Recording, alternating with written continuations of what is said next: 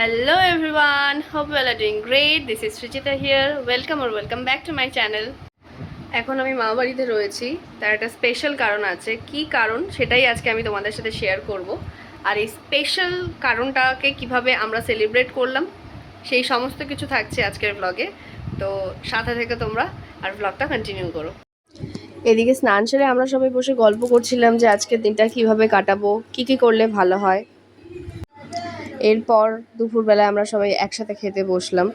আর আজকে যেহেতু রাতে অনেক মেনু ছিল, দিনের বেলায় অত সেরকম হেভি কিছু করা হয়নি।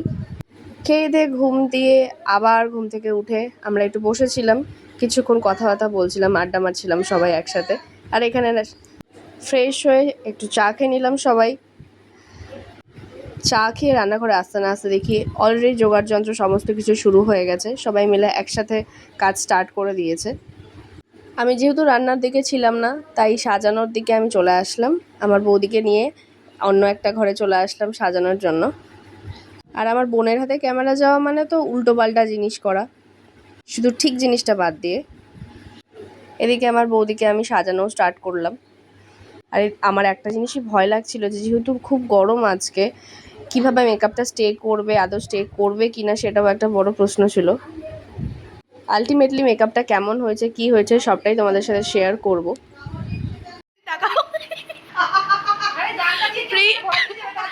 প্রি মেকআপ লুক, মেকআপের আগের যেই লুকটা হয়, দ্য আর্টিস্ট। ওই তাকাও একটু, না না রিয়াকশন দাও, আমাদের রিয়াকশন দাও।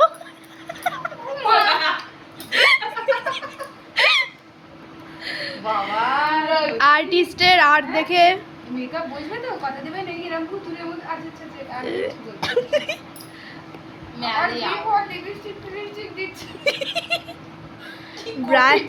ব্রাইড এখনো সন্দেহে আছে। ও ক্লায়েন্ট এখনো সন্দেহে আছে ঠিকঠাক হবে কিনা মেকআপটা।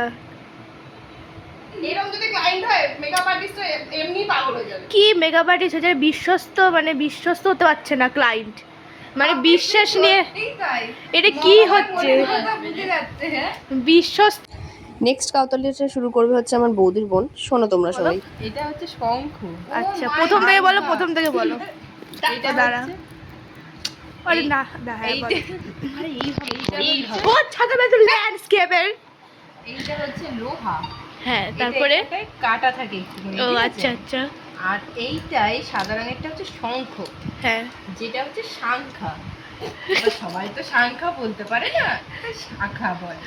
আচ্ছা তারপরে এই লাল টুকটুকে পাল্লা, ঠিক আছে, নট পাল্লা, পাল্লা। আচ্ছা এইটা হচ্ছে আইস্ত্রি, নট ফর ইস্ত্রি। এই গরমে এসি ছাড়া মেকআপ করতে আমার এদিকে অবস্থা খারাপ হয়ে যাচ্ছিল, আর এরা কন্টিনিউয়াসলি আমার মাথা খারাপ করে যাচ্ছিল। এরা তিনজন মিলে আমার পুরো সেদিনকে মাথা খারাপ করে দিয়েছে। সব কিছু শেষে আলটিমেটলি রিয়াকশনটা শুধু তোমরা দেখবে। প্রথমে এই ব্যক্তি অনেক কনফিউশনে ছিল মেকআপ নিয়ে, কেমন কি হবে না হবে, তারপরে রিয়াকশন। হ্যাঁ ও মাই গড, খুব সুন্দর সাজিয়েছেন আপনি। ও দিদি আপনি কত নেবেন, প্রাইসটা বলবেন। ও বৌদি, দিদি প্রাইসটা জেনেছেন কত নেবে? আমাকে 10,000 টাকা দিলেই হবে। এই যে রাস্তায় যে 10,000 দিয়ে সোজা কেটা উঠে। এদের তালে তাল দিতে গিয়ে মেকআপ করতে করতে অনেক রাত হয়ে গেছিলো, কারণ আমরা মেকআপটা স্টার্টও অনেক লেট করে করেছিলাম আজকে।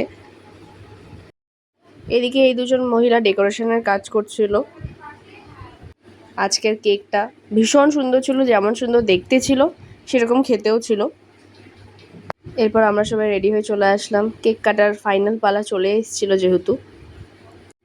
ফাইনালি বলেই দিই, আজকে আমার দাদার ফার্স্ট ইয়ার অ্যানিভার্সারি।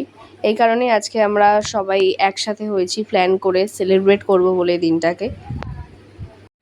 তোমরা সবাই আশীর্বাদ করো যাতে ওরা ভালো থাকে, সুস্থ থাকে, ওদের আগামী জীবনটা যেন অনেক ভালো হয়, অনেক সুস্থ হয়, ওরা যাতে ভালো থাকতে পারে একসাথে।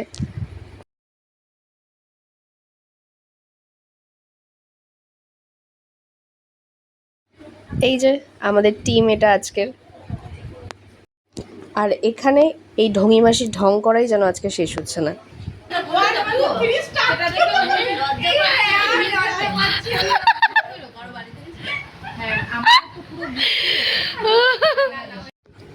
এটা ছিল আজকের মেনু, খুব সিম্পল ইয়েট টেস্টি। আনন্দ করে সবার সাথে একটু আড্ডা মেরে সবাই একসাথে খেতে বসে পড়লাম।